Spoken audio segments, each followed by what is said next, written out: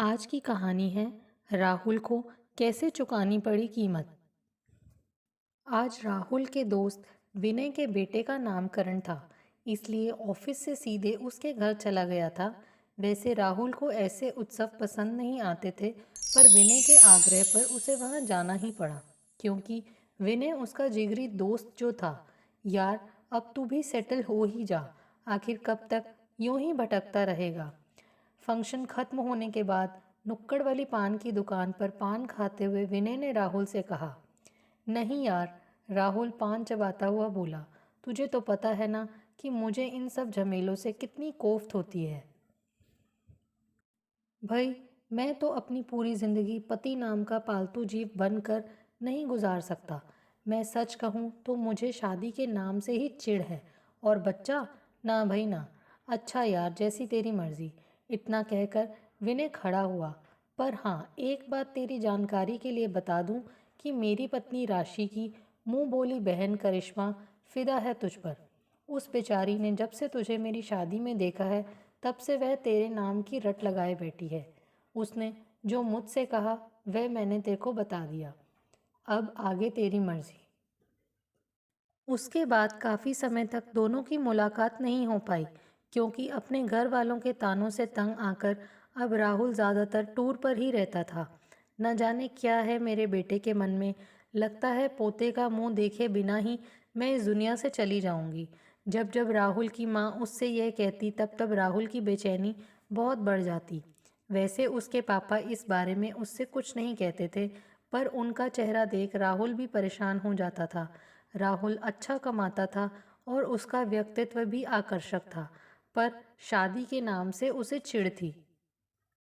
इसलिए तो वह अब तक अपने लिए आया हर शादी का रिश्ता ठुकराता रहा था। लेकिन फिर धीरे धीरे उसके मम्मी पापा ने उसे इस बारे में टोकना छोड़ दिया था, क्योंकि वे जानते थे कि शादी का रिश्ता ज़बरदस्ती से नहीं कायम किया जा सकता। माता पिता के इस बदलाव से राहुल बेहद खुश था, क्योंकि यह उसके लिए किसी सुकून से कम नहीं था। एक बार राहुल ट्रेन से सफ़र कर रहा था, तब उसकी मुलाकात शिल्पा से हुई, जो मॉडल बनने की चाह लिए दिल्ली आई थी। शिल्पा उसी की तरह खुले विचारों वाली युवती थी, जिसे बंधन में बंधकर जीना बिल्कुल पसंद नहीं था। सच, तुम्हारे व मेरे विचार कितने मिलते जुलते हैं। सफ़र खत्म होने से पहले ही राहुल ने यह शिल्पा से कह डाला था। वह तो है, पर हाँ हाँ बोलो ना। राहुल बातचीत का सूत्र आगे बढ़ाता हुआ कह रहा था। अगर तुम चाहो तो हम दोनों एक राह के मुसाफिर बनकर रह सकते हैं। शिल्पा अपनी जुल्फ़ों पर उंगलियां फेरते हुए बोली। सच, तुमने तो मेरे मन की बात कह डाली। यह कहते कहते ही राहुल की आंखों में एक अजीब सी चमक कौंध उठी थी। तो फिर क्या कहते हो? शिल्पा राहुल की आंखों में गहराई से देखते हुए उससे पूछने लगी थी। मेरी फ्रेंड का एक फ्लैट है यहाँ दिल्ली में। किराया कुछ ज़्यादा है, तो क्या हम फ्लैट शेयर कर लें और बाकी खर्चे भी आधे आधे हो जाएंगे? कैसा रहेगा? हाँ हाँ, नेकी और पूछ पूछ। राहुल हंसते हुए बोला। दरअसल मैं खुद एक ऐसे फ्रेंड की तलाश में था, जिसके साथ मैं बिना किसी रोक टोक के सुकून से रह सकूं। और रही बात खर्चे शेयर करने की, तो उसमें मुझे कोई प्रॉब्लम नहीं है। इस तरह दोनों के बीच लिव इन में रहने की डील तय हुई, और फिर दोनों जल्दी ही उस फ्लैट में शिफ्ट हो गए। सच, क्या आज़ाद जिंदगी थी दोनों की। ना किसी की टोका टाकी, ना किसी के प्रति कोई जवाबदेही। आकाश में उन्मुक्त पंछियों की तरह दोनों ही अपनी अपनी जिंदगी मज़े से जी रहे थे। हर सुबह राहुल ऑफिस के लिए निकल जाता, तो शिल्पा काम ढूंढने के लिए एड एजेंसियों के चक्कर काटती। शाम होने पर तकरीबन दोनों ही लौट आते, और अगर कोई देर से भी लौटता तो दूसरे को परेशान होने की ज़रूरत नहीं थी, क्योंकि उनके फ्लैट की दो चाबियां थीं। पर हाँ, साथ साथ डिनर करना, बाहर से पिज़्ज़ा या चाइनीज़ फूड ऑर्डर करना, यहाँ तक तो दोनों को मंजूर था। पर रात गहराते ही दोनों अपने अपने बेडरूम में चले जाते, ताकि दोनों के बीच कुछ भी ऐसा वैसा ना हो जिसकी वजह से उन्हें किसी मुसीबत का सामना करना पड़े। एक बार जब शिल्पा को कई दिनों की दौड़ धूप के बाद एक नामी एड एजेंसी से मॉडलिंग का ऑफ़र मिला, तब वह मानो खुशी से झूम उठी। यार, आज तो वाकई में सेलिब्रेशन बनता है। राहुल ने कहा। हाँ बोलो, क्या चाहते हो? मैंने कब इनकार किया है? शिल्पा आंख से आंख मिलाते हुए राहुल के एकदम पास जाकर बोली। तो हो जाए आज फिर धूम धड़ाका। कुछ मौज मस्ती। राहुल शरारत से एक आंख दबाते हुए बोला तो शिल्पा खुद को रोक न सकी और तुरंत उसके सीने से चिपक गई। फिर उन दोनों के बीच जो कुछ हुआ वह किसी फन से, मौज मस्ती से कम न था। उस रात दोनों ने एक नए अनुभव से खुद को रोमांचित किया। सच, क्या उन्माद छाया था दोनों पर। फिर तो उनकी पूरी रात आंखों ही आंखों में कट गई। अगली सुबह दोनों ही अलसाए से अपने अपने काम पर चले गए। अब जब दोनों ने ही अपने ऊपर लगा बंधन तोड़ दिया तो ऐसे में अब तकरीबन हर रोज़ ही दोनों के बीच शारीरिक संबंध बनने लगे थे। उफ राहुल, क्या मादकता है तुम्हारे स्पर्श में। मेरा रोम रोम मानो पिघल जाता है। शिल्पा राहुल में समाते हुए कह उठी। मैडम, तुम भी तो कम कहर नहीं ढाती मुझ पर। सच, तुम्हारा यह रूप, यह यौवन मुझे तड़पने को मजबूर कर देता है। प्रत्युत्तर में राहुल उसे चूमते हुए कहता। फिर दोनों एक दूसरे में खो जाते और घंटों प्रेम लाप में मगन रहते। एक दिन जब शिल्पा कुछ बुझी बुझी सी घर पहुंची तब राहुल से रुका न गया। वह शिल्पा का मूड ठीक करने के लिए तुरंत बढ़िया कॉफ़ी बनाकर लाया और उसे कॉफ़ी का मग थमाते हुए उससे पूछने लगा, क्या हुआ, शूटिंग कैंसिल हो गई क्या? नहीं, अभी अभी अबॉर्शन करवा कर आई हूँ। शिल्पा ठंडे स्वर में बोली। क्या अबॉर्शन? कम से कम एक बार मुझसे पूछ तो लेती। वह बच्चा मेरा भी तो था। राहुल भरे मन से बोला। ओ मिस्टर, ज़्यादा इमोशनल होने की ज़रूरत नहीं है। शिल्पा कड़क स्वर में चीखते हुए बोली।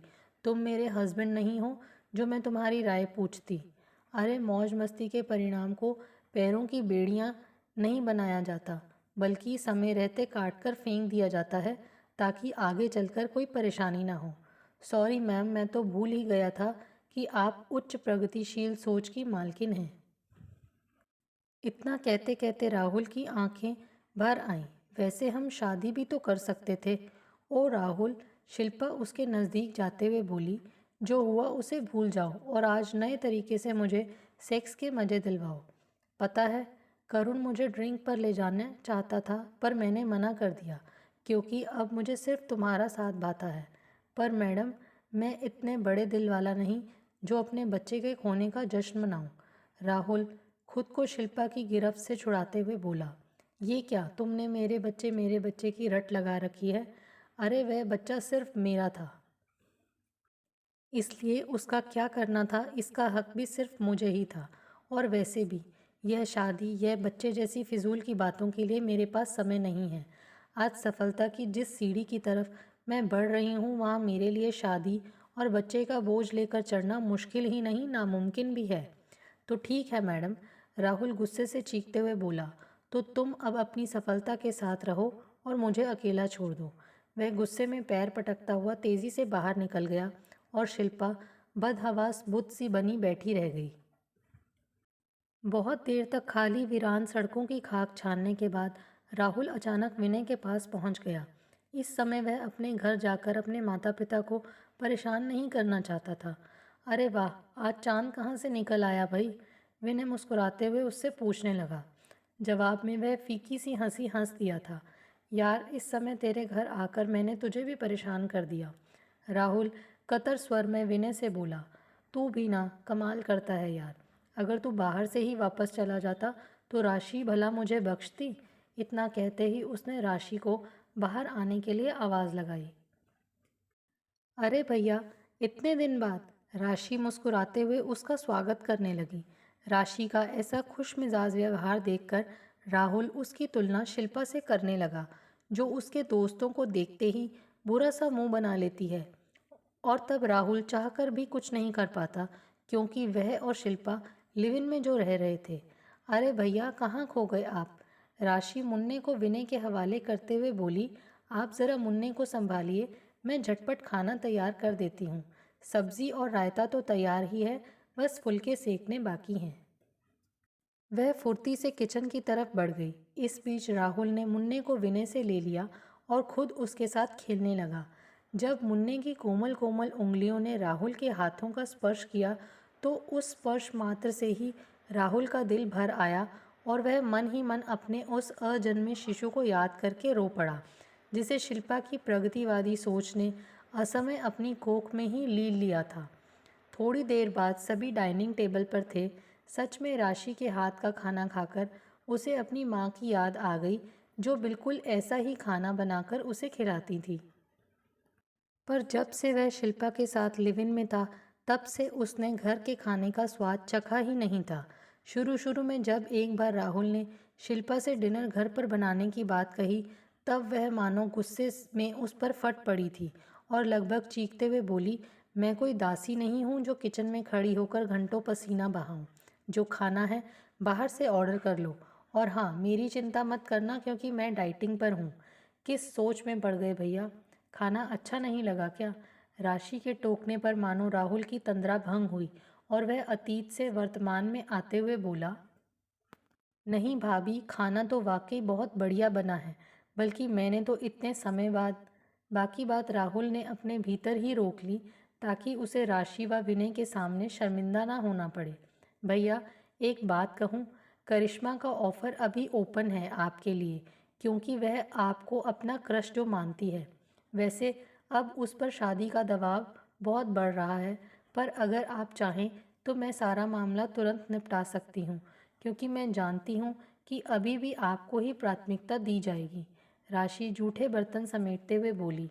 तुम भी ना राशि, विनय उसी की बात काटते हुए बोला।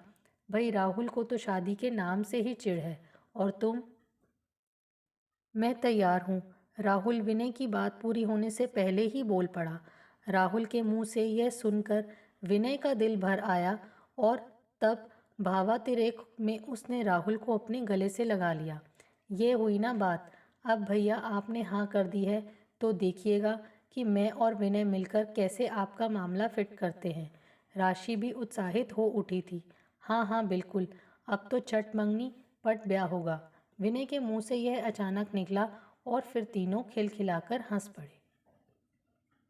दोस्तों, आपको हमारी ये कहानी कैसे लगी? प्लीज़ कमेंट्स करके बताइए। Thanks for watching this video.